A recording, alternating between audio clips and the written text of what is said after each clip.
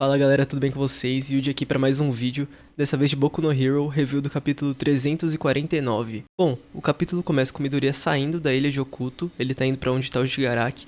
Lembrando que o Shigaraki tá lá na UA como uma fortaleza flutuante, então ele tá no ar e a gente não sabe exatamente onde, mas pela pressa do Midoriya parece que é um pouco longe de onde ele tá. Pra se locomover ele tá usando a flutuação, né, a individualidade da Nana Shimura e também junto com isso o Fadin pra usar a energia cinética que ele tá usando no Air Force para ajudar mais na locomoção dele ali também. Mas ele pensa que ele ainda tá muito devagar e ele pensa em usar o chicote negro para ajudar ele a se propulsionar em algum lugar também. Só que ele tá no meio do oceano, então ele não vai conseguir dar uma de Homem-Aranha dessa vez. E com essa pressa e desespero que ele tá para chegar logo onde o Shigaraki tá, ele pensa em usar o pseudo 100% do One for All para chegar mais rápido. Eis que então aparece o segundo portador do One for All, ou aquele cara que parece o Bakugou, como você preferir chamar ele. Ele diz pro Midoriya que ele tá sendo muito afobado nessa situação. E ele lembra também o Midoriya que os equipamentos novos que ele recebeu não aguentam a força de 100% do One for All, e que ele pode acabar se machucando mesmo antes de chegar na batalha. E isso não é o ideal para enfrentar essa batalha,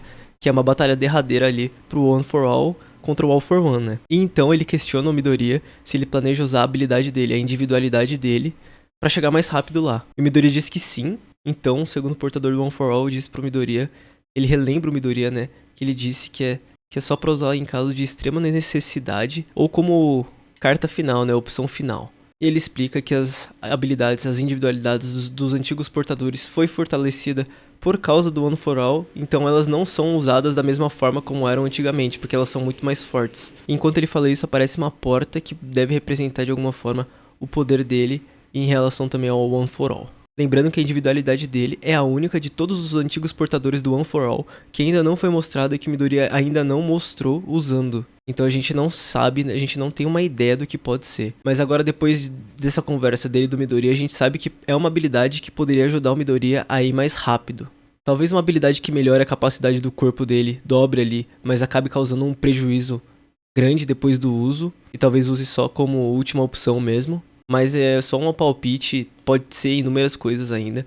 A gente não tem uma pista clara do que pode ser a habilidade dele de verdade. E eu tô curioso pra saber. Espero que apareça logo, mas provavelmente ele só vai usar mesmo agora na luta contra o Shigaraki. Isso foi só pra dar um gostinho ali e avisar que ainda vai ter uma habilidade nova no Midoriya durante essa luta contra o Shigaraki. E por fim, terminando essa parte da conversa do segundo portador do One for All com o Midoriya, ele fala pro Midoriya ter paciência, se focar e confiar nos amigos dele também. Voltamos então pra Ilha Oculto, a gente vê a Tsuyu e a Uraraka conversando, elas estão felizes ali. Não felizes, mas elas estão satisfeitas que o Midoriya saiu de lá, porque ele precisava realmente sair de lá. E a Tsuyu diz que o Midoriya é incapaz de ignorar a Toga, porque o Midoriya ele sempre tenta salvar a maior parte das pessoas e a Toga não é diferente disso também. Então a Toga ela começa a falar, ela diz que gosta de todo mundo ali, da Tsuyu, que gosta também da Uraraka, mas que já deu pra ela e ela tem que seguir o que ela acredita agora. E o que ela acredita agora é que ela não precisa de nenhum herói e quer que todos sumam da vista dela. E a Uraraka diz que ela vai também lutar pelos seus ideais, porque é isso que ela acredita. Então provavelmente a Uraraka ela vai tentar ajudar a Toga ainda de alguma forma, vai tentar salvar a Toga de alguma forma, porque é isso que de fato ela acredita como heroína. Então vai ser uma batalha de ideais, como eu já disse no último vídeo também. Vamos então pra Kamino.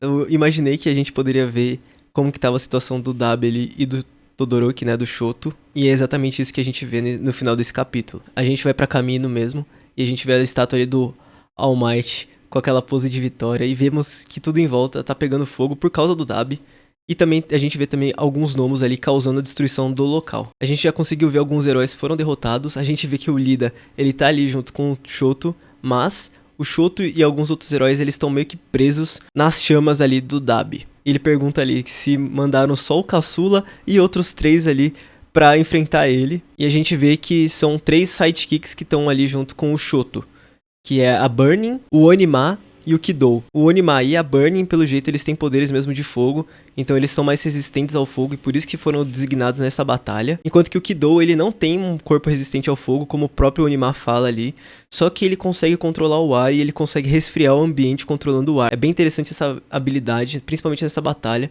que ele consegue ele refrescar um pouco a região onde eles estão e não serem tão afetados pelo calor do fogo do Dabi. Mas é claro que como eles trabalham junto com o Endeavor, a maioria dos sidekicks do Endeavor, eles têm alguma ligação com o fogo, eles conseguem lidar bem com o fogo E é por isso que esses 3 foram designados a essa batalha junto com o Shoto, que também tem o poder de fogo, além do gelo. E pelo que a gente vê, a galera confia bastante no Endeavor e quer ajudar ele ali.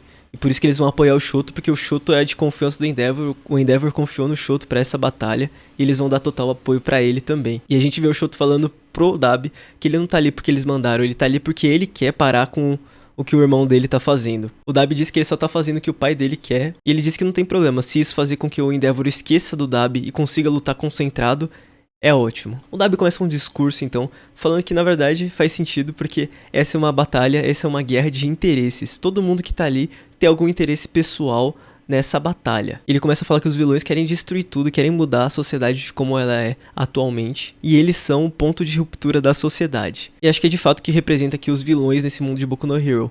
Eles são aquelas pessoas que não conseguem se encaixar na sociedade de alguma forma, independente do motivo, e acaba tendo esse conflito deles lutando por um lugar na sociedade de uma forma errada, com certeza, porque eles querem destruir tudo que existe na sociedade para eles dominarem e controlarem o que é a sociedade. O Shoto então pergunta pro Dabi por que ele não voltou pra casa se ele acabou sobrevivendo àquele incêndio na floresta. Aí o Dabi fala, quer saber? Você quer mesmo saber? Como sou seu irmão, eu vou te contar. Então a gente já vai ver que vai ter um flashback por aí no próximo capítulo, contando como o Dabi acabou sobrevivendo e por que ele resolveu não voltar pra casa dele ali com o Endeavor, com os irmãos. E é exatamente assim que o capítulo termina, com o Dabi falando que ele vai contar o motivo de ter sobrevivido sem nunca ter apagado essas chamas que são mais fortes que a do Shoto. Ele quer contar a história e ainda aproveitou pra alfinetar o Shoto. Esse cara é bom. E vale ressaltar aqui a cara do Dabi nesse último quadro. Parece que ele tá, tipo, só o pó ali, parece que todo o corpo dele já tá meio queimado, ele já tá meio esfarelando. Isso por causa que o corpo dele não aguenta o calor e o fogo dele é muito forte, então ele acaba sempre se queimando e isso acaba prejudicando demais o corpo dele, né? Mas então no próximo capítulo a gente vai ver o flashback do Dabi, como ele sobreviveu, o que aconteceu pra ele se tornar o Dabi de hoje, os motivos que fizeram ele não voltar pra casa dele, os motivos que fizeram ele virar um vilão, muito provavelmente tem a ver com o Endeavor e até o próprio Shoto. Algum comportamento ali que acabou fazendo com que ele se sentisse excluído e que não fosse importante pro Endeavor e pra família também. Mas a gente vai ver logo no próximo capítulo. Eu fico feliz de poder saber um pouco mais sobre a história do Dabi, mas eu também fico meio triste que eu queria ver logo a luta entre ele e o Todoroki, mas a gente vai acabar vendo isso depois do flashback provavelmente, então vai demorar um pouquinho mais. Mas a gente continua no aguardo, né? Mas esse foi o review do capítulo 349 de Boku no Hero. Se vocês gostaram, deixa aquele likezinho e se inscreve no canal que eu faço reviews aí de Boku no Hero toda semana quando tem capítulo e também de outros mangás. Se inscreve aí pra acompanhar esses vídeos, beleza? Muito obrigado a todo mundo que acompanhou o vídeo até aqui, agradeço demais. E a gente se vê na próxima, galera. Tô indo nessa agora. Fui!